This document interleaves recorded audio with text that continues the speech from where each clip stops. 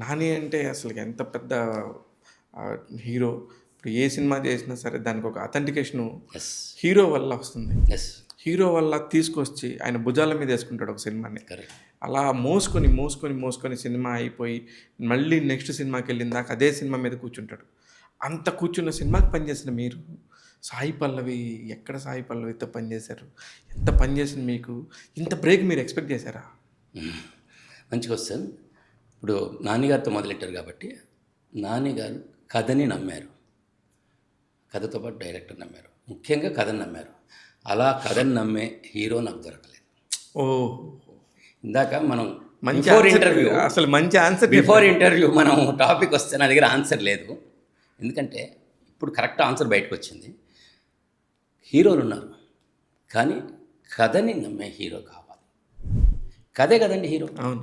కానీ మళ్ళీ ఆ నాన్నగారిని హీరో లేకపోతే కథ లేదు, అవును. కథ లేకపోతే హీరో లేడు.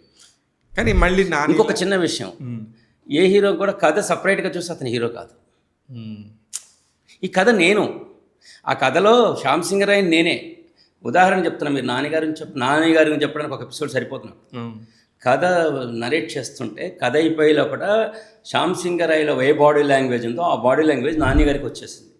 పరకాయ ప్రవేశం చేశారు 2 గంటల లోపల. దట్ ఈజ్ నాన్నగారు.